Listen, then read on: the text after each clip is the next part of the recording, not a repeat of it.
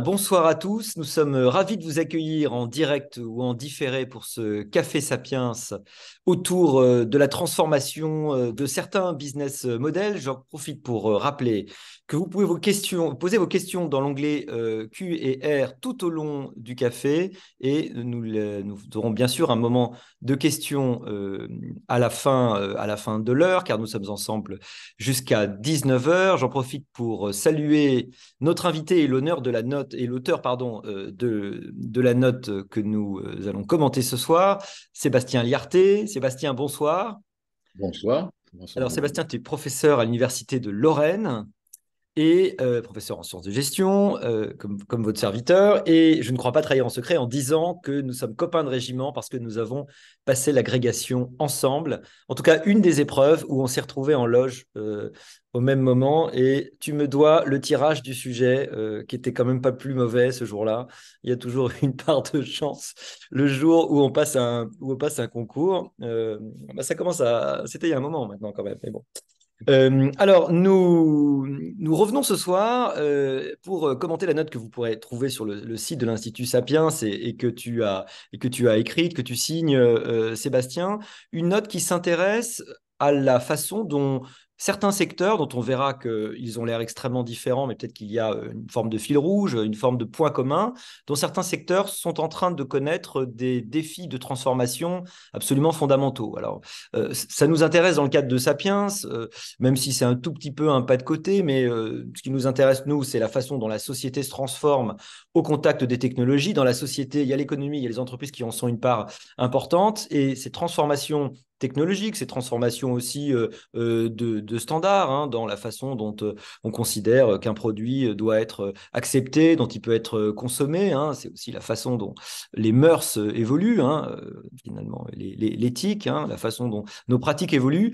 Ça pose des questions extrêmement intéressantes avec des problématiques qui sont celles de la rapidité, évidemment de l'adaptation, de la rapidité d'évolution, de l'adaptation du contexte des régulations, évidemment des formations et des compétences dont on a besoin.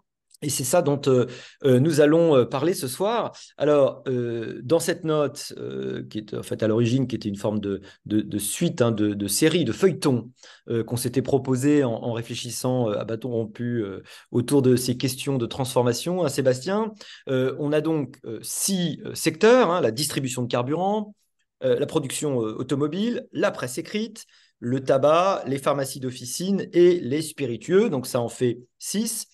Est-ce qu'on pourrait commencer, cher Sébastien, peut-être par les prendre peut-être les uns après les autres, évidemment pas trop vite, on ne va pas rentrer dans les détails, encore une fois, on a une note qui est d'ailleurs assez longue, hein, qui va beaucoup dans les détails, qui essaye de rentrer dans une réflexion sur ces différents modèles économiques. Est-ce qu'on peut commencer par peut-être les prendre les uns après les autres, et puis après on parlera peut-être de ce qui les rapproche. On peut commencer par le carburant, par exemple. Enfin, limite, c'est comme tu veux. Il n'y a pas d'ordre. Il n'y a pas d'ordre, effectivement. Merci, Olivier. Alors, il y a pas d'ordre, mais alors je peux les dérouler dans l'ordre de la note, finalement. Mais l'idée, alors oui, c'est de ne pas rentrer dans les détails, mais peut-être voilà, souligner les principaux enjeux, puisque la structure de présentation est la même pour l'ensemble des secteurs. Alors oui, effectivement, l'idée, c'est de voir des secteurs où il y a des transformations en cours, alors selon les secteurs plus ou moins avancés, plus ou moins technologiques. Tu l'as dit, les transformations peuvent être de différents niveaux, mais l'idée, c'est que voilà, il y a une transformation. Alors, pour le cas du carburant ou les stations-service, si on veut être un peu Oui, c'est bien général, la distribution de carburant, hein, voilà, on est sur la évidemment, distribution de c'est une carburant et filière pas qui est très diverse. Ouais. voilà, la production. Et quelque part, j'ai envie de dire, et c'est un signe de la transformation, c'est que maintenant, on va rentrer dans la distribution d'énergie pour véhicules, en fait, puisque il y a une transformation. Les véhicules, on connaissait les différents types d'essence que l'on mettait entre le diesel, les différents carburants. Bon, et maintenant arrive la question de l'électrique qui va connaître aussi ses spécificités, puisque là, ça commence à se jouer en type de temps de charge, puisqu'il y a les charges rapides, les charges moins rapides.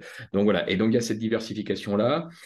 Cette transformation, la station-service qui a connu au fil du temps des transformations, puisqu'on a connu la distribution de carburant, et puis on y a rajouté des services, et puis c'est devenu un peu parfois, selon les zones, des supermarchés adossés au point de vente, mais on y passait quand même de moins en moins de temps, on y passait de moins en moins souvent parce que les progrès des moteurs faisaient que on s'y arrêtait peu, enfin une fois ou deux sur un trajet, mais de moins en moins.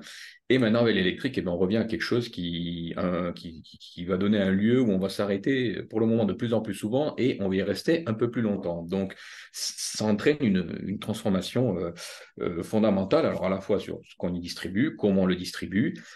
C'est plus les mêmes technologies, c'est pas les mêmes infrastructures, c'est pas les mêmes problématiques de sécurité et c'est plus le même business model puisque là, il faut proposer, il faut occuper, il faut créer de la valeur pour l'usager qui va rester plus longtemps dans la station-service. Donc voilà la transformation en année et cette station-service qui fournissait un produit qui va devenir, on peut imaginer, un hub de mobilité où on se rejoindra, on va passer du temps.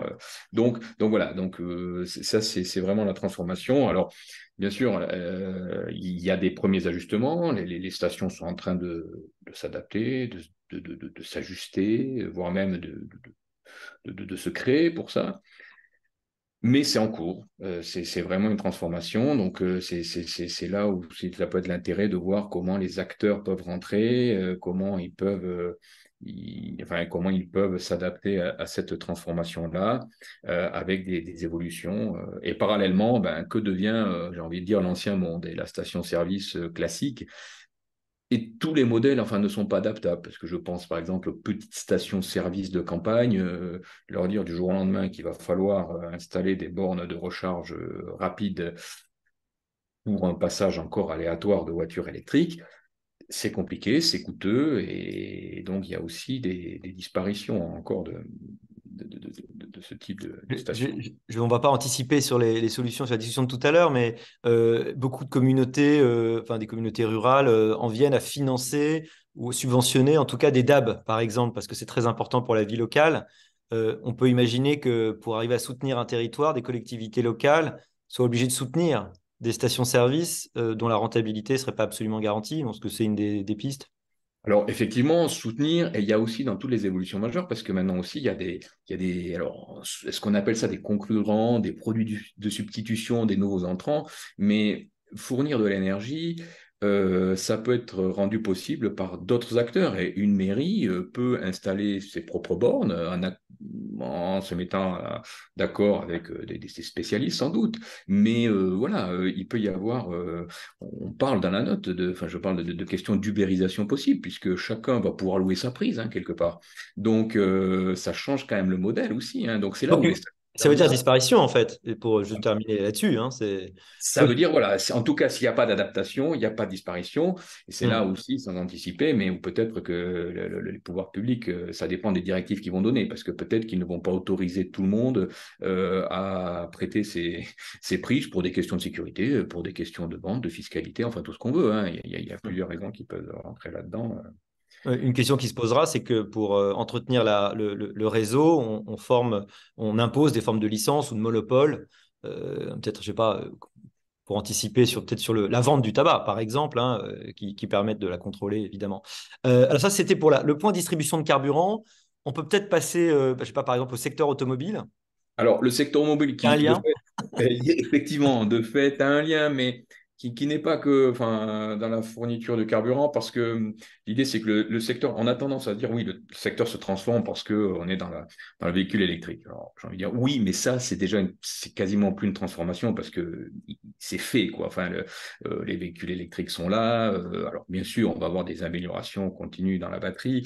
Alors, c'est vrai, et là, la transformation, finalement, est peut-être plus sur la modification de les déplacements sur la chaîne de valeur, qu'est-ce qui crée de la valeur dans le créer de l'automobile? Parce que se pose la question avant, bon, ben voilà, c'était de faire la voiture, on vendait la voiture. Bon, maintenant on voit que la place, non seulement, c'est pas tellement la place du moteur, mais c'est la place de la batterie, qui est ce qui, dans un véhicule électrique, maintenant constitue quand même beaucoup de la valeur ajoutée de l'automobile, voire même toute l'électronique embarquée. Donc ça, on voit aussi que là, les transformations sont vraiment de nature différente. Et bien sûr, il y a de la technologie, mais voilà, qui dans une voiture capte la valeur ajoutée? Est-ce que c'est les fournisseurs d'applications et de technologies? Est-ce que c'est les constructeurs de batteries? On voit que c'est moins en moins la question de l'assemblage et de la partie manufacturing de la voiture. Donc là, il y a une vraie transformation. Et on voit aussi que bah, c'est anticiper et c'est voir les transformations à venir, parce que bien sûr, modification de motorisation, mais si on se projette, arrive la question de voitures autonomes, et là, la voiture autonome, là, la part de la dimension informatique, connexion va être encore plus grande, hein, parce que, bon, maintenant, on peut se dire que dans une voiture, plus qu'elle roule, ce qui inquiète beaucoup les gens, c'est est-ce que c'est facile de se connecter à Waze ou à Google Maps, mais bientôt, ça va être, est-ce que vraiment elle est capable de rouler de manière totalement autonome? Donc là, il y a des acteurs spécialisés qui n'étaient pas dans le monde automobile qui vont prendre une place très importante. Ça peut faire un peu science-fiction, mais avec notamment le développement des drones et toutes ces questions-là, il y a des prototypes de voitures volantes, hein, en fait, Oui, il qui y a les commencent taxis à volants qui développer. sont prévus, non? Voilà, Pendant les voilà, JO, non? Si je ne me trompe pas. voilà. Beaucoup de choses sont prévues pendant les JO, donc je ne sais pas jusqu'où on va aller, mais en tout cas, voilà. Donc ça, c'est des révolutions qui arrivent aussi dans un secteur. Ce qui fait finalement la spécificité du secteur automobile, c'est quand même un secteur qui a été assez stable pendant des années, et qui n'a pas connu de révolution majeure et qui là commence à en connaître vraiment des vraiment importantes, quoi. Donc, et Hum, on voit des nouveaux acteurs, on voit la place qu'en très peu de temps qu'a pris Tesla, par exemple, dans ce hum. milieu-là, c'est quand même emblématique et important, quoi. Si on résume, ils vont changer de motorisation, donc de technologie de production, ce qui change évidemment les lignes de production. Ils vont peut-être changer de modalité de création de valeur, puisque ça va être plutôt une forme d'abonnement que vous allez proposer plutôt que la vente d'un véhicule. Vous donnez des moyens de mobilité. Votre client, il est possible qu'il change. Au lieu que ça soit un particulier, ça sera des loueurs de flotte plus ou moins autonomes. Et puis la personne qui va être la créatrice de valeur principale, ça peut ne plus être l'assembleur automobile, qui ne serait peut-être à ce moment-là qu'un assembleur, mais ça pourrait être le fournisseur de l'actif principal de votre auto, celle qui fera son identité, c'est-à-dire son intelligence artificielle de conduite, quoi, pour dire les choses rapidement, hein. Alors, effectivement, alors, de manière générale, et c'est ce qui ressort, c'est que là, on a vraiment le cas aussi des changements, des innovations modifient complètement l'ensemble de l'écosystème et donc ça change vraiment beaucoup de choses. Et effectivement, notamment, il a fallu trouver des nouveaux business models avec les innovations qui sont de plus en plus coûteuses. Donc, on sait hein, que le prix d'une voiture augmente chaque année, le prix d'une voiture neuve augmente régulièrement. Et là, il y a un saut qui est encore franchi avec la dimension électrique. Mm. On verra avec l'augmentation des volumes, mais ça augmente. L'informatique embarquée, faut pas se leurrer. La voiture autonome va coûter encore plus cher parce qu'il va y avoir encore de la technologie plus avancée. Et donc, ben, ça veut dire qu'au bout d'un moment, plus personne peut se les payer. Donc, il faut trouver d'autres systèmes. Alors, c'est pas nouveau, hein, ça existait dans le milieu du photocopieur il y a quelques années quand Mm. les photocopieurs sont arrivés très très chers. On s'est dit, bon, on va se mettre à vendre des photocopies plutôt que des photocopieurs. Et bien là, on vend des tranches de voitures, hein, parce que c'est des tranches d'usage de voitures. On peut vendre du kilomètre parcouru. Donc voilà, il y a ça, effectivement. Et donc, il y a un mouvement de tous les acteurs qui s'ajustent face aux innovations du secteur. Dans une voiture autonome, peut-être qu'on pourra regarder la télévision, écouter la radio ou lire la presse écrite. Et ça nous mène à notre troisième secteur en grande transformation. Alors, secteur que je connais moi un petit peu mieux, peut-être de l'intérieur, en tant qu'humble pigiste d'ailleurs. J'ai pas le point de vue le plus brillant, mais en tout cas de l'intérieur sur comment ça se passe. Alors, ça m'intéresse d'avoir ta lecture sur ce qui est en train de se passer et sur les perspectives de la presse écrite, dont elle est écrite, mais elle n'est pas nécessairement en papier, hein, évidemment. Voilà, alors elle est écrite pas nécessairement en papier. Là encore, alors, on pense à l'arrivée, bon, bien sûr, d'Internet, des tablettes, donc du changement de support. Mais là, c'est pareil. Je pense qu'il y a des changements de fond qui sont encore plus importants. Alors, bien sûr que la technologie en mis en lumière, mais euh, la presse, pour moi, est un cas vraiment particulièrement intéressant parce que il y a aussi, enfin, les règles, la structuration, le financement a été pensé pour beaucoup des questions d'après-guerre, avec des motivations qui étaient tout à fait légitimes et qui restent légitimes sans doute, hein, sur des questions de favoriser la pluralité d'opinion, de favoriser que tous les acteurs et même les plus petits journaux puissent avoir accès à des circuits de distribution de manière équitable, qu'il n'y ait pas de monopole d'opinion quelque part, si je peux m'exprimer ainsi, qui se mettent en place. Et puis là, on arrive eh bien, voilà, à l'explosion avec Internet qui donne accès quand même de manière assez, enfin, vraiment différente au grand public. Et donc voilà, donc là, on a un changement général de support et de manière de faire. Donc là, il y a vraiment un changement et du coup, ça laisse entrevoir une vraie inadéquation, inadaptation avec le système tel qu'il a été pensé et tel qu'il est maintenant, quoi. On voit des débats sur est-ce qu'un site en ligne, les journalistes d'un site en ligne, est-ce qu'ils ont une carte de presse ou est-ce qu'ils peuvent avoir une carte de presse ou pas? Pourquoi ils n'auraient pas accès au financement puisque certains sites véhiculent autant, voire même plus d'opinions que de la presse écrite, imprimée. Donc voilà, donc il y a ça, et donc comment là va évoluer? Il y a aussi une évolution, ben, ça a entraîné une question de business model, parce que là c'est vrai qu'avant c'était simple, on achetait un journal et puis on payait le journal, et puis bon, il y avait de la publicité également, mais bon, qui marchait biface, mais voilà. Hmm. Là maintenant, comment on fait avec l'idée que quand même l'idée du gratuit sur Internet s'est beaucoup développée, donc comment la presse arrive à trouver des ressources? Donc, avec ce système d'abonnement ou alors de paiement à l'article ou de système hybride, avec l'idée de vendre une marque, parce que derrière, il peut y avoir une maison d'édition adossée pour vendre des livres, pour vendre des collections. Le Monde fait beaucoup ça. Y a des journaux aussi qui ont développé des produits dérivés, j'ai envie de dire, comme des festivals de musique pour les Inrock, par exemple.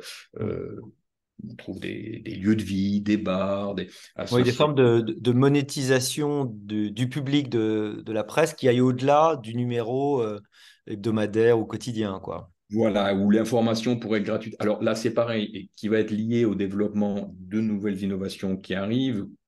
On commence à parler, et il y a eu des premières expérimentations Alors, on connaissait un peu la presse qui se contentait de retransmettre des communiqués de presse ou les résumés, enfin voilà, les agences AFP ou autres. Bon, maintenant, avec le développement de l'intelligence artificielle, ChatGPT équivalent, on sent bien qu'on peut faire rédiger des choses encore simples, mais assez efficaces à une intelligence artificielle. Donc, qu'est-ce qui va être de la production de contenu? Euh, Là, c'est aussi un changement qui est en passe. Et je pense, alors, je ne pense pas particulièrement à toi, mais un certain nombre de pigistes vont pouvoir s'inquiéter, hein, peut-être. Non, mais c'est une vraie question hein, que je me pose toujours. En ce moment, quand j'essaye ChatGPT pour écrire mes chroniques, pour l'instant, c'est assez décevant, hein. On Ah va oui. pas très très loin, mais ça ne veut pas dire que ça n'arrivera pas. Et puis effectivement, plusieurs niveaux hein, d'écriture. Donc si on résume, là encore, il y a un petit peu des frontières qui sont plus ténues, en tout cas plus poreuses, entre un niveau professionnel et non professionnel. Des gens qui peuvent faire leurs propres médias, qui font d'ailleurs leur chaîne au départ gratuitement, qui sont gratuites pendant longtemps. C'est une espèce de modèle de freemium un peu étrange, puisqu'au bout d'un moment, vous allez finir par faire payer. Enfin, vous allez être financé. Votre modèle économique, en quelque sorte, c'est celui des influenceurs, hein, d'ailleurs. C'est vous allez finir par pouvoir monétiser ce que vous faites, alors que vous l'aviez pendant longtemps proposé gratuitement. Mais évidemment, c'est pas les mêmes structures. Donc, est-ce que vous gardez des différences institutionnelles entre ce qui est vraiment la presse, avec naturellement la carte de presse, à laquelle est évidemment associée certaines formes de garanties, y compris démocratiques, de liberté, d'accès, ou est-ce que vous laissez ça se diluer en fait hein. C'est peut-être un peu comme pour la distribution de carburant. Est-ce que vous laissez tout le monde permettre de distribuer demain de l'énergie, ce sera l'électricité et tout le monde à sa prise, ou est-ce que vous continuez à essayer d'organiser une forme de réseau parce que vous pensez qu'il y a quand même des externalités qui sont importantes? Donc, si je résume, c'est ça l'idée un peu, non? Alors, c'est ça l'idée, effectivement. Et là encore, la question, c'est... alors, on pourrait penser que on va vivre dans un monde où tout le monde pourra s'exprimer plus librement, voire le monétiser, devenir journaliste, Hmm. éditeur de presse, ce qu'il veut. Mais il ne faut pas oublier qu'il y a des nouveaux grands éditeurs, de grands nouveaux supports que l'on n'avions pas, qui sont devenus des vrais empires. Et ce qu'on voulait peut-être éviter Hmm. après-guerre, là, on l'a complètement, mais en plus à un niveau mondial, hein, parce que le monopole des GAFAM, on sait bien quand même, alors je pas stigmatiser, je ne suis pas là, et c'est vraiment euh, enfin, dans la note, c'est très clairement rappelé au début, hein, c'est pas un jugement de valeur, mais il y a des acteurs maintenant, ben, c'est les Facebook, les Instagram ou les Google Mm. qui, qui donnent l'accès ou qui le refusent et qui choisissent, hein, qui sont éditeurs, qui, par les algorithmes, la manière dont ils sont faits, mais également par des choix forts, quand ils décident de ne pas mettre en ligne ou de bannir certains contenus. Voilà, alors on peut les croire sur parole quand Mm. ils disent qu'ils donnent leurs critères. Parfois, voilà, on peut en discuter des critères. Ouais. Donc, il y a ça aussi, hein, donc c'est pas, enfin voilà, on est dans un monde différent, mais qui a ses acteurs, mais les directions, les groupes importants ont changé, mais Ce qui nous fait revenir à la question donc, que tu mentionnais tout à l'heure, c'est-à-dire qu'on était très intéressés, enfin très concentrés sur la question du pluralisme qui est aujourd'hui plus brûlante que jamais, d'une certaine façon en tout cas. bien sûr, avec Sachant cette que, question de oui, l'innovation de l'intelligence artificielle qui joue, alors là, dans un mm, autre sens, qui joue dans le choix et la proposition, parce que là encore, on a toujours cru que comme il y avait pléthore de contenu, on allait avoir accès à plein de choses et ça allait nous ouvrir à une grande diversité d'opinions, encore plus grande. Sauf que, comme des algorithmes trient pour nous et qu'ils apprennent très vite ce qu'on aime, ils nous proposent que ce que l'on aime. oui. Et donc finalement, voilà, la technologie, l'innovation fait que on a tendance à s'enfermer dans moins de diversité, moins de Mm. pluralisme. Peut-être pour terminer, mais on va y revenir quand on fera notre discussion, mais sur la presse, il y a quand même la question de la fin de l'écrit en faveur de la vidéo, sachant qu'il y a beaucoup d'éditeurs de presse qui de plus en plus se diversifient dans des formats vidéo. Je sais pas, je pense au Figaro qui a carrément sa chaîne, qui est même, je crois, accessible sur la TNT d'une certaine façon. Donc il y a une forme de brouillage entre médias.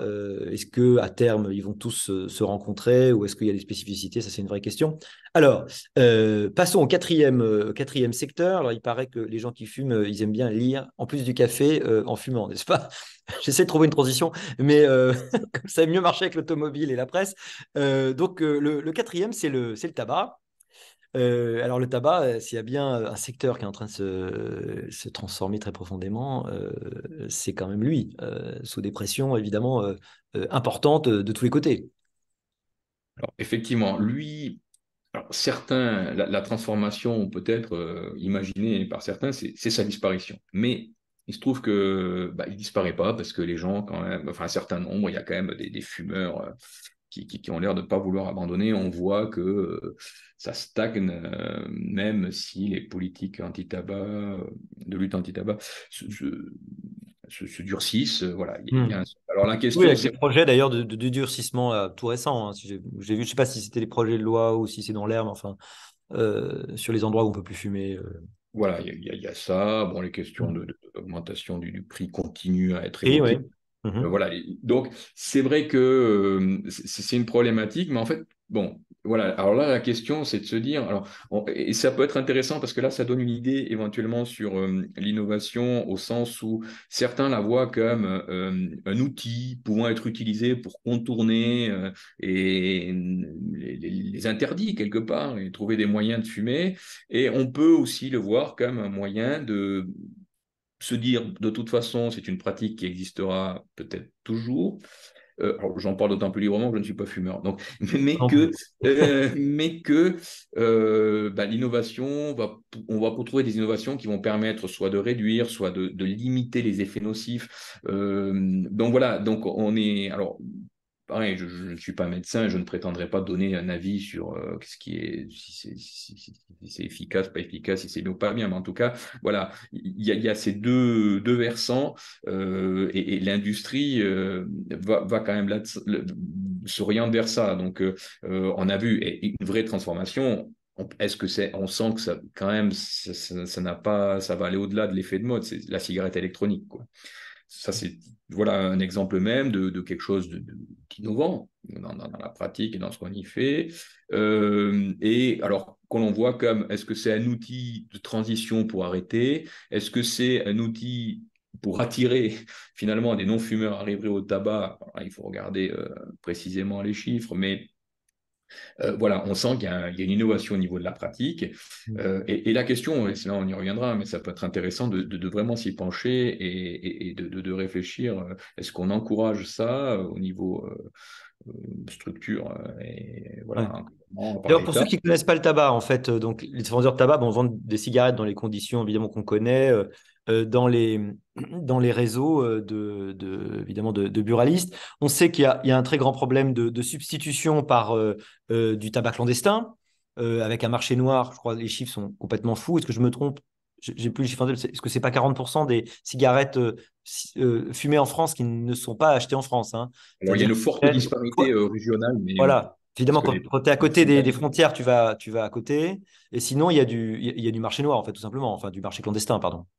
Oui, alors il y a les deux choses, effectivement. Il y a les importations des pays, des frontaliers, et puis il y a tout ce qui est mafieux, illégal, Hmm. et là qui pose des questions aussi d'encadrement, parce que c'est Ouais. quand même un point important, hein. Plus on, on durcit les conditions, ben, plus les personnes qui ont le moins de moyens cherchent des moyens autres. Et là, Hmm. on peut se mettre, je pense, à fumer des choses, enfin à peu près tout Ouais. et n'importe quoi, qui fait l'intérêt de l'encadrement. C'est pour ça que je ne suis pas en train Bien de sûr, dire bien sûr. Hmm. il faut encadrer, il faut contrôler.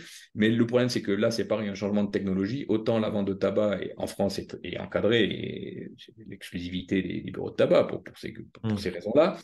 Autant la vente des produits que l'on met Les dans les vapoteuses? voilà, Ouais. c'est Hmm. moins encadré et il y a moins de, enfin voilà, le Hmm. contrôle et l'exclusivité. Donc c'est pour ça que c'est pareil. Et on retrouve un lien avec la presse, c'est-à-dire qu'il y a un encadrement qui était fait à une époque avec un certain type de produit dans un certain contexte. Hmm. L'innovation entraîne des décalages auxquels il faut quand même peut-être réfléchir et accompagner. Alors, les réponses en termes d'innovation, avant qu'on passe au truc, au secteur suivant, qui est complètement différent, si on le prend dans l'ordre d'ailleurs de notre rapport. Les innovations dans le tabac, parce qu'on a vu que tous les autres essayent d'innover de plein de façons différentes, à part le tabac, donc la cigarette, dont on voit très bien qu'on peut vendre le tabac sous plein de formes différentes, il y a quand même donc, l'innovation qui n'est pas très connue en France, du tabac chauffé non brûlé, hein, si je ne me trompe pas. C'est ça, oui. Euh, donc, Qu'on c'est tellement appelle très le connu qu'on a du mal à savoir à vapeur. quoi ça ressemble, hein, mais en tout cas, voilà, on sait que ça existe. Oui, Euh, alors c'est important parce que c'est un changement, ce qu'ils appellent. Donc oui, on chauffe le tabac à une certaine température, mais il n'y a pas de combustion. Il n'y a pas de combustion. Et c'est la Voilà. combustion qui émet beaucoup de trucs, voilà. Donc, il n'y a pas. Voilà. Enfin, en tout cas, ça se rajoute au problème et la combustion est source de mauvaises choses pour le corps. Donc, Mm. et donc, voilà, cette idée donc c'est un système. Alors, oui, c'est un peu comme les vapoteuses, mais c'est un système propriétaire où on met des capsules propriétaires, un peu le Nespresso de la cigarette, si j'ai bien compris le système, et on y Ouais, met donc et des on capsules. achète ces recharges. Euh, On n'est pas très loin de la vapoteuse, mais le principe est très différent parce que là, c'est du vrai tabac, en fait, si je comprends Voilà, bien. c'est du vrai tabac et c'est chauffé et non brûlé. Donc ça, c'est vraiment une innovation technologique, hein. Moi, je parle vraiment en Mm. termes de nouveauté sur le marché qui Ah est ouais. quand même assez importante. Et alors, l'idée, c'est aussi que c'est un système qui est propriétaire, c'est-à-dire que parce que dans les vapoteuses, on peut mettre à peu près n'importe quel produit. Enfin, Mm. là, alors, ça a des côtés négatifs, le côté propriétaire, mais il y a un côté un peu positif aussi, c'est que ça permet quand même de délivrer des autorisations sur le marché. Et après, on est enfermé, donc on peut moins mettre n'importe quoi C'est dans la quoi? machine. Oui. Et on reproche beaucoup aux vapoteuses enfin, l'une des craintes, c'est que ça permet plutôt de commencer que d'être sur la pente descendante de la pratique, évidemment. Et comme la politique se pense autour de l'arrêt, assez évidemment, même totalement légitimement, ça veut dire que la vapoteuse, évidemment, est pas le système, évidemment, qui est le plus recommandé. Même s'il a pu apparaître autrefois, on le voyait plutôt comme une forme d'alternative qui était intéressante. Oui, on l'a vu. Et puis, bon, c'est devenu la cigarette dans le marché, c'est devenu de l'électronique grand public, en fait, hein, parce que Hmm. contrairement. Et le problème, c'est aussi, c'est qu'on ne contrôle pas l'électronique en France, hein, Hmm. c'est à peu près normal. Hmm. Mais du coup, ben, les manières dont se fait, la manière dont est chauffé le liquide, le type de liquide, enfin, il y a aussi beaucoup de portes d'entrée, de problèmes à moyen long terme. Alors, les Hmm. études en cours et il y a eu déjà des premiers résultats sur les effets plus ou moins Hmm. nocifs, mais voilà, c'est aussi quelque chose qui Alors, encore. le cinquième secteur auquel on s'est intéressé à travers cette note que tu publies, c'est alors un que je connais beaucoup mieux parce qu'il m'arrive souvent d'intervenir dans ce cadre-là, ce sont les pharmacies d'officine. Alors c'est très intéressant aussi les officines. Là, on est vraiment dans des, on est loin, hein, mais là encore, il y a une question il y a des questions de réseau, il y a des questions de mode de production de valeur, il y a des questions de rémunération, il y a des questions d'évolution d'attribution de ce qu'on peut faire, de ce qu'on a le droit de faire. Je crois que tu connais aussi bien ce secteur, hein. Oui, alors c'est vrai que c'est un secteur qui là aussi très ancien, qui a connu, lui, des premières, on est passé quand même des pharmaciens qui produisaient quelque part leurs Ouais, médicaments dans l'arrière-boutique ouais. à, enfin, oui, à vendre des médicaments, le développement des laboratoires, donc de vendre les médicaments des laboratoires. Et là, j'ai l'impression qu'on est quand même à une nouvelle révolution avec le pharmacien qui devient avec sa pharmacie dans certains aspects, et à qui d'ailleurs l'État demande d'être un acteur de la santé beaucoup plus central et qui peut peut-être faire la jonction, parce qu'on voit avec les questions de désertification médicale, avec l'arrivée de nouvelles problématiques, on l'a vu avec le Covid, avec la question de la vaccination, à qui on a demandé aussi aux pharmaciens de participer à cet effort collectif de vacciner. Donc voilà, on leur a donné des nouvelles missions, les entretiens, enfin voilà, ils deviennent Les tests, les tests, les tests de voilà, les questions de dépistage, évidemment. Ouais. nutrition, et puis avec la téléconsultation de plus en plus généralisée, Mhm. au bout d'un moment, bah, il faut quand même que quelqu'un de temps en temps voit le patient éventuellement, que ce soit pour faire un acte de prise de mesure ou quelque chose comme ça. Tout le monde n'a pas l'appareil et ne sait pas se prendre l'attention lui-même. Donc, est-ce que un pharmacien peut faire cet acte? Alors après, c'est toute la frontière entre le médecin généraliste, mais parfois le médecin généraliste est plus là, il y a le pharmacien est là, donc bon voilà, donc on lui demande quand même. Donc là, son métier peut-être plus sur le service. Il va pas revenir dans son arrière-boutique faire des médicaments, mais plus de services. On le voit d'ailleurs, les nouvelles pharmacies, quand les sociétés spécialisées dans la conception, le conseil, euh, enfin, mettent bien en avant le fait qu'il faut de l'espace aussi pour recevoir les patients, et de manière confidentielle, parce que c'est quand même des questions médicales, donc il faut pas expliquer tous ces problèmes au comptoir. Bon. Donc voilà. Donc là, il y a une vrai changement de pratique. Alors, bien sûr, après, accompagné aussi d'évolutions technologiques plus ou moins grandes, celle de manière contextuelle plus générale, c'est quand même la question alors qui peut paraître un peu en opposition, mais la question de la vente à distance. Parce Ouais. que, alors, Et la livraison à la domicile, en fait. livraison. Ouais. Alors voilà, donc ça peut intéresser les pharmaciens de livrer à domicile. On voit même des systèmes de casiers à Hmm. l'extérieur des pharmacies pour, voilà, si on a un problème, une migraine dans la nuit, de pouvoir avoir son médicament dans le casier. Pourquoi pas? Mais après, toute la question de se dire que dès qu'on met un peu les mains là-dedans, on va vite arriver à oui, mais pourquoi Amazon, qui dans certains pays dans le monde Ouais. livre des médicaments et devient le premier pharmacien. Donc, jusqu'où aller? Donc, ça, c'est vraiment une problématique, puisque s'il s'agit de délivrer, de faire juste de la logistique du dernier kilomètre, comme on dit en logistique, Hmm. ça, Amazon le fait très bien. Donc, bon, voilà, il y a cette Ouais. question. Avec une vraie question qui est celle de la valeur ajoutée quand même de la dispensation, hein, comme on dit dans l'officine, qui est que c'est évidemment pas un produit comme un autre par définition et que donc c'est des produits qui doivent être donnés dans certaines conditions par des spécialistes du médicament, évidemment, dont on peut défendre qu'ils aient une spécificité qui nécessite évidemment des formes de protection, mais bon, il y a des modèles alternatifs qui existent et évidemment, ça fait partie des vraies questions qui se posent. Existence de nouveaux acteurs, des nouvelles technologies qui remettent quand même profondément en cause la façon dont vous allez pouvoir rendre le service, peut-être aussi des nouvelles générations qui attendent les services rendus de façon différente. En tout cas, moi, je ne sais pas si tu as ce sentiment-là, parce que moi, je connais un petit peu mieux ce secteur. C'est un secteur où, en tout cas, en particulier, les plus jeunes sont assez conscients de ce qui est en train de se passer, même si c'est difficile, parce que quand vous êtes opérationnel au comptoir tous les jours, vous n'allez pas vous transformer votre officine tous les jours. Mais en pratique, si vous regardez, il y a énormément d'évolutions. Les gens repensent les officines à chaque opportunité pour refaire et pour repenser la façon dont on va faire la distanciation. Il y a une vision différente qui est faite. Et puis, les nouvelles missions, je crois, ont été embrassées. C'est tout récent, hein, ça fait un an, hein, même pas. Hein, ont été embrassés et réellement, et ils sont en train de transformer le métier. Enfin, je ne sais pas si c'est aussi Oui, oui, alors, sentiment. en fait, ils sont au contact aussi d'une patientèle alors, qui est aussi Mm. réagie, qui est parfois jeune. Et c'est compliqué, je pense, maintenant pour un pharmacien, enfin, d'expliquer que lui seul peut délivrer, on ne peut surtout pas passer à distance, quand le patient qu'il a en face s'est fait délivrer son ordonnance par une consultation sur Messenger, parce que ça Oui. existe. Et donc, Ça là y est, encore, l'ordonnance numérique arrive là en plus. et l'ordonnance numérique arrive, l'échange a été par écrit sur Messenger. Ça existe. Hein. Et ce n'est Oui. pas un jugement de valeur.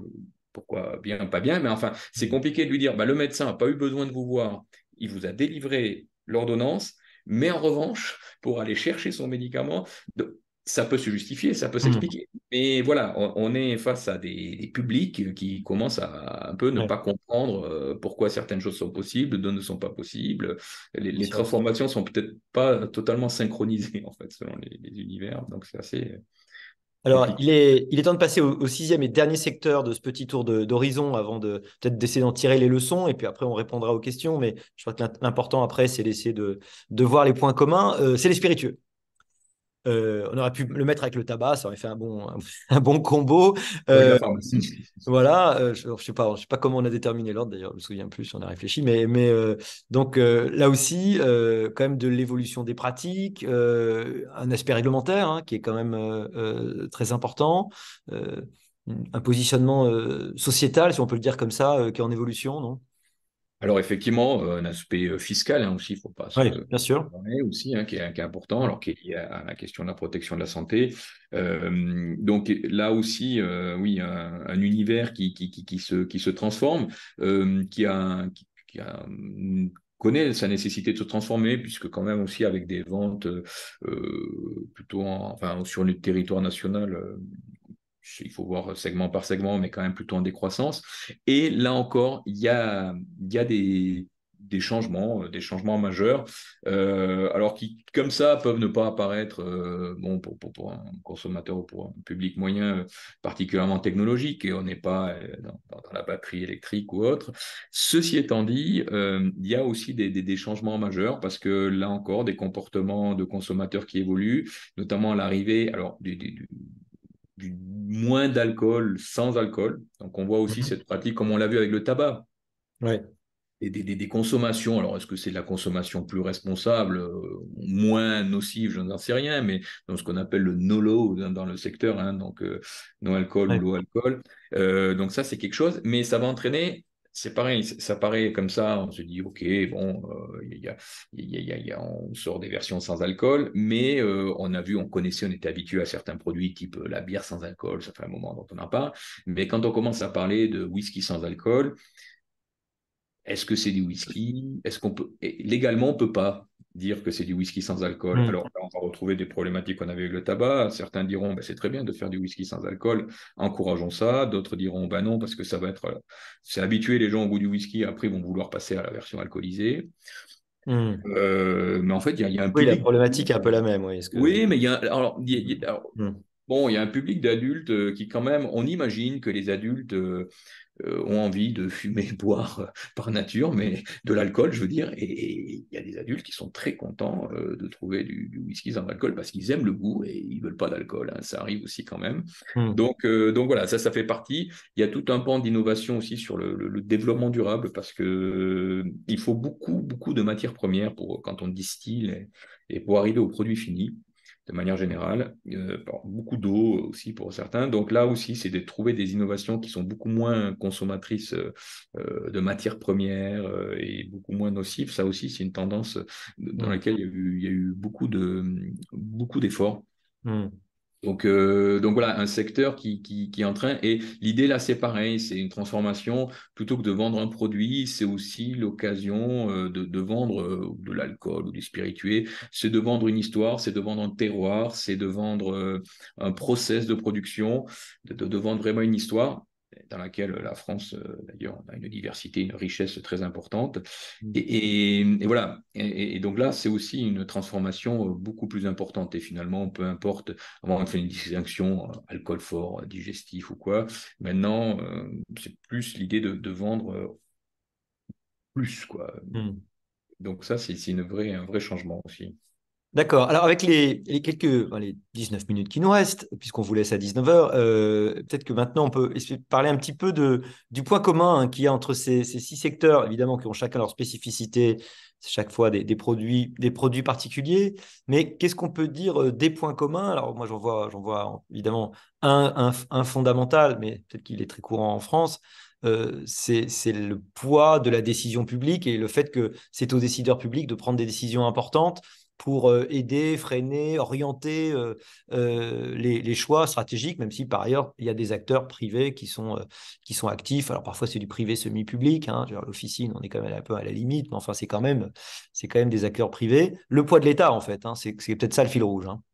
Alors effectivement, c'est le fil rouge et ces secteurs, c'est quand même un des critères de choix importants parce que moi, ce qui m'intéresse, c'est l'innovation, Mm. vraiment. Mais effectivement, ce point-là du rôle et de la place de l'État, je trouve ça très important et c'est ce qui m'intéressait aussi beaucoup dans ces secteurs parce que on peut se dire, alors je ne veux pas rentrer dans l'image de l'État qui empêche d'innover, parce qu'il y a des secteurs où on a besoin de l'État, parce que Bien le cas sûr. de l'automobile, même des stations-service, il faut de la distribution, il faut des standards, il faut des normes, parce que sinon Mm. le consommateur est perdu, les acteurs ne veulent pas rentrer, il faut de l'investissement public au début pour amorcer la pompe. Donc on a besoin, et beaucoup de secteurs, l'industrie aussi de la presse. On voit que c'est sans la pression de l'État pour forcer Google à ne pas tuer certains acteurs a été très utile et tous les acteurs le reconnaissent. Hein. Mm. Donc c'est un moteur pour l'infrastructure, pour l'accompagnement, pour structurer les prix. Bon, dans certains aspects. Et dans d'autres aspects, c'est vrai qu'il y a une dimension qui peut apparaître un peu compatible avec ce qui fait quand même l'ADN de l'innovation, c'est-à-dire la rapidité, ne pas savoir où on va et peut-être, oui, il y aura des conséquences négatives, mais voilà, si on les anticipe, enfin, si on se dit, on ne sait pas ce qui peut arriver de négatif, mais il va arriver quelque chose de négatif, donc ne le faisons pas, ça peut aussi bloquer un certain nombre d'innovations. Donc, et l'État parfois ne sait pas si réagir trop vite, ça bloque, et réagir trop tard, les positions sont établies et c'est très compliqué de modifier l'ordre établi, surtout bon, quand maintenant on a des empires colossaux, enfin je veux dire, il y a les GAFAM, on sait qu'ils ont des revenus, des chiffres d'affaires et des résultats parfois qui sont comparables à certains pays, quoi. Donc Mm. on commence à être dans des dimensions autres. Donc voilà, c'est cette position et cette ambivalence, cette difficulté à se dire, trouver sa place et quelle place accorder ou comment faire en sorte que l'État accompagne en protégeant, parce que bien sûr que le consommateur, même la société dans son ensemble, doit être protégé de certaines choses, mais sans que ça soit complètement inhibant, quoi. Mm. Dans chaque secteur, je trouve que on a un peu de ça. Alors justement, je suis en train de regarder les questions du chat. Il y en a une qui demande, est-ce que les dispositifs réglementaires français sont adaptés aux transitions économiques en cours dans les secteurs étudiés? Sinon, comment faire pour les rendre plus efficaces? J'ai l'impression que tu as un peu commencé à répondre, mais c'est l'idée qu'il faut à la fois de la protection et de la liberté, de la capacité à expérimenter, et puis évidemment de la sécurité ou des cadres. C'est peut-être ça un peu la difficulté, quoi. Voilà, alors un des premiers, je pense que c'est le premier point que je mets dans le rapport, mais c'est vraiment, j'y pense vraiment, et c'est vraiment déjà dépassionner les questions d'innovation et Hmm. vraiment rationaliser. Parce que Il arrive, alors là c'est peut-être un biais, moi je suis professeur à l'université, donc j'ai pas de jugement de valeur ou morale, je veux toujours des chiffres, des études et des comparaisons. Hmm. Euh, je suis pas là pour faire l'apologie de rien du tout, mais est-ce que le whisky sans alcool c'est mal, ou est-ce que la cigarette, enfin le tabac chauffé non brûlé, moi, je voudrais savoir vraiment les chiffres des études et que l'État prenne le temps Hmm. avant de dire, d'interdire a priori. Le problème, c'est que souvent on rentre vraiment dans un jeu des positions d'acteurs, certains diront de lobbying, mais alors chacun joue son rôle, c'est vrai, mais c'est à l'État aussi de dépassionner, de dire bon, Hmm. posons-nous, regardons, peut-être expérimentons effectivement, regardons sur le court terme, parce que ça aussi, j'ai l'impression que établir une règle et devoir la changer quelques temps après, c'est vécu Ouais. comme un... Mais le problème, c'est que par définition, les conséquences d'une innovation, on peut les découvrir. Qui aurait pu connaître tous les effets négatifs ou les externalités indirectes, comme on dit, d'Airbnb au moment où ça s'est créé, tout le monde trouvait Ouais. ça super, c'était une nouvelle voie, ça changeait des chambres d'hôtel classiques. Bon, comment Hmm. ça allait déstabiliser le marché immobilier? Dans certaines villes, en tout cas, c'était pas totalement prévisible. Bon, donc ne Donc, pas encadrer au début, dé- encadrer dé- après. finalement, j'essaie donc, dépassionner, c'est-à-dire démoraliser, hein, pas au sens, non, pas démoraliser, euh, euh, en- enlever la question morale ou la Oui, rendre ou plus objective, neutraliser, enfin ou plus fort, ouais, neutraliser, oui, rendre plus neutre, voilà, c'est ça, on c'est va peut-être prendre plus ça neutre. que je cherchais, rendre plus neutre. Tu as fait allusion à les formes de stabilité. Mais il y a à la fois stabilité et évolution, c'est-à-dire qu'une forme de prévisibilité est nécessaire à toute entreprise, parce que si tu veux investir, il faut que tu puisses savoir à peu près quel sera l'état réglementaire, fiscal et d'autorisation des années après. Donc, à un moment donné, il faut se décider dans un sens ou dans l'autre. Est-ce qu'il n'y aurait pas l'idée de possibilité d'expérimentation ou de bac à sable aussi, évidemment, dans la limite de ce qui est possible, hein. C'est toujours difficile en santé, hein, naturellement, mais c'est que parfois, il se trouve que l'État n'a pas la bonne solution tout de suite dans son bureau. Il faut que le terrain teste des trucs. Bien Euh, sûr, ah ben, ça va avec la question de neutraliser, parce que en ouais. général, je me méfie toujours de l'État qui a tout de suite la solution de ou ce qui va se passer dans 10 ans. En général, Hmm. c'est C'est rarement une, ça. Ouais. une Hmm. prédiction, une position personnelle. Donc, Hmm. bien évidemment, effectivement, il y a aussi l'idée défendue, enfin, j'essaie de défendre, c'est peut-être, pareil, dans le cadre de ce qui est possible, mais euh, l'idée d'avoir peut-être au début, plus que des réglementations très précises, de fixer des cadres, des règles générales, plutôt fixer les lignes jaunes à ne pas franchir, Hmm. des objectifs à atteindre. Bon. Et au fur et à mesure, en fonction de comment évoluent, évoluent les choses, ajuster, affiner, préciser, mais point par point en fonction des problèmes, parce que parfois aussi le législateur prévoit des problèmes qui n'existent pas, mais qui bloquent. Ouais. Donc, enfin, la loi va bloquer. Donc, bon, voilà, et qu'on puisse revenir, effectivement, dans les points aussi soulignés, je pense, c'est évaluer et surtout Ouais. trouver des acteurs. On en a, hein, il y a des acteurs qui existent, hein, donc les parlementaires, enfin, il y a Oui, la mission d'évaluation, hein, des choix scientifiques, hein, c'est ça, ouais, hein. scientifique et, voilà, et Ouais. technologique, bon, Technologique, oui. voilà, qui existe. Peut-être aussi, je dis pas qu'elle travaille pas, hein, mais et qu'elle fait pas du très bon travail, mais c'est peut-être aussi lui donner plus de prérogatives, plus de moyens, plus de temps de travailler, parce que souvent aussi, j'ai l'impression, là, je reconnais que c'est plus un jugement de valeur, mais ces organismes font bien leur travail, mais c'est vraiment purement consultatif. Il faut bon, et puis on n'en fait pas grand-chose après de l'évaluation de ce qui se passe. Enfin, je pense aussi au Conseil économique et social. Enfin, des Hmm. organismes comme ça qui pourraient avoir des prérogatives, alors sans parler peut-être de la Cour des comptes, pour évaluer à terme des choix, et à un moment se dire, ben, il y a un encadrement, il ne sert plus à rien, ou Hmm. il pose plus de verrous qu'il ne lève de contraintes, eh ben, enlevons-le, s'il n'y a pas de danger. Hmm. Hmm. Euh, alors, il est temps de regarder un petit peu les différentes questions du chat. Là, on parle des pharmacies d'officine. Quid des relations avec les laboratoires d'analyse, concurrents ou partenaires? C'est peut-être la question là de la filière, des éventuelles, pas des intégrations et des rôles des différents acteurs dans la filière. Et c'est vrai que si on prend la santé, bon, bah, c'est évidemment assez complexe et assez lourd, hein, les évaluations qui sont possibles. Oui. Alors là, c'est l'idée du pharmacien. La question, c'est qui va être au centre du réseau médical, en fait, parce que Mm. dans la grande innovation, il y a toute la question de la dématérialisation du dossier médical. Mm.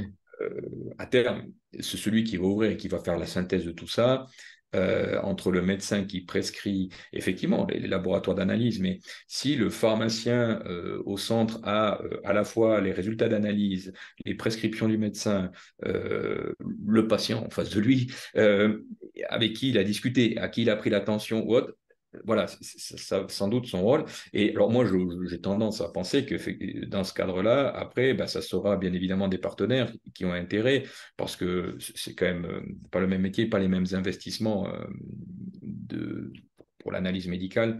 Mm. Mais alors, quelle forme prend cette collaboration, c'est toujours intéressant. Alors, la pharmacie, typiquement, on pousse, enfin, un exemple très, enfin, je trouve, qui illustre bien la question qu'on vient évoquer avec l'État, les maisons de santé. Certains endroits, ils se disent, ce ne serait pas idiot de mettre le pharmacien et le médecin dans le même endroit, dans la même maison de santé. Mais là, attention, gros problème de fiscalité, parce que le pharmacien est soumis à TVA et pas le médecin. Donc, ça vient compliquer les choses. Euh, voilà, tout bêtement, des choses où on pourrait réfléchir à lever des freins. D'ailleurs, il y avait d'autres questions aussi sur les auxiliaires de santé, la place avec les médecins. Évidemment, ça c'est la question rémanente sur les professionnels de santé et sur les évolutions, puisque certaines, évidemment, des attributions ont été prises aux médecins. Moi, j'en ai pas toujours l'impression que ce soit très contradictoire, parce qu'on a aussi des médecins qui sont souvent pas assez nombreux et plutôt en suractivité, avec du mal à faire avoir tous les rendez-vous possibles. Donc, c'est plutôt un déversement qui me paraît qui est pas qui n'est pas au détriment de l'activité des médecins, en tout cas. C'est plutôt une répartition qui paraît un peu intéressante. Oui, et puis je voudrais pas stigmatiser les pharmaciens parce qu'on aurait pu mettre, j'aurais pu, alors parce que c'est pas un secteur, on n'a pas tendance, c'est une profession libérale, donc c'est Hmm. particulier, mais on aurait pu mettre les médecins parce que les Oui, médecins aussi, il y en a qui ont dit, bon, j'arrête de consulter, je ne fais que de la téléconsultation ou tel jour par semaine, et c'est pas un jugement de valeur, oui. c'est juste un changement pareil de pratique, une adaptation et une innovation. Pourquoi pas? Donc, il y en a aussi hein, qui ont embrassé cette vision d'innovation. Bon, d'autres veulent rester à la pratique médicale classique. Donc, Hmm. bon, voilà, hein, c'est moins la réflexion sur le business model est moins pour le médecin est moins se pose, mais est moins drastique parce que il a moins de charges quand même. Il n'a pas une activité quand même commerciale comme un pharmacien, qui quand même un pharmacien peut faire faillite, quoi. Hein. Donc, Oui. c'est pas le cas de Alors lui. que le médecin, c'est une profession libérale, mais avec un tarif qui est totalement fixé, des conditions d'entrée qui sont fixées. Enfin, c'est comme une pseudo-étatisation, quand même, d'une certaine façon. Oui, tout à fait. Dans les remarques, on dit dans votre intervention sur les nouvelles énergies dans l'automobile, vous ne parlez pas de l'hydrogène. C'est vrai, on aurait peut-être pu le mentionner, mais peut-être que tu le mentionnes dans la note. Oui, et c'est mentionné dans la note, Bien dans sûr, les. évidemment, c'est partie des. Oui, Mais bon, c'est vrai que pour l'instant, dans la motorisation, on a plutôt l'impression que c'est l'électrique qui tient la corde, mais toutes ces technologies sont pas mûres, quoi, encore. Hein. oui, alors voilà, parce elle est moins mûre, mais ça fait partie aussi, tu l'as évoqué, on a besoin de perspectives et c'est à l'État de les fixer parce que certains acteurs, même voire des clients potentiels, des utilisateurs, disent oh non, non, mais moi je veux pas passer à l'électrique parce que ça va durer 5 ans, 10 ans, mais l'hydrogène va arriver. Et donc, c'est pas la peine d'investir. Alors, c'est aussi là, et on ne sait pas trop, hein, et donc c'est aussi à l'État. Donc, l'hydrogène se retrouve sur des questions de choix de standard. Bon, pour le moment, c'est moins avancé, mais les constructeurs ont des projets. J'en parle rapidement sur les innovations à venir potentielles. Mm. Reste des questions, notamment développement enfin, écologique, parce que pour le moment, c'est difficile de produire de l'hydrogène de manière propre. Mm. Même si après, l'utilisation est propre, mais c'est toujours pareil, mais c'est un peu comme les batteries. Hein, mais Mm. bon, voilà. Et donc, mais ça en fait partie, effectivement. C'est toujours pareil, hein, c'est l'innovation. Et l'innovation n'est pas encore arrivée, que l'innovation d'après est déjà dans les tuyaux, quoi. Donc, c'est d'organiser les rythmes. tout cas, sur les attentes sur le marché automobile, il y a l'interdiction de la vente de véhicules thermiques qui, en tout cas, crée normalement des attentes.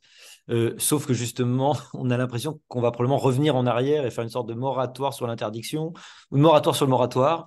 Et donc, évidemment, ça rajoute peut-être plus au flou que ça précise.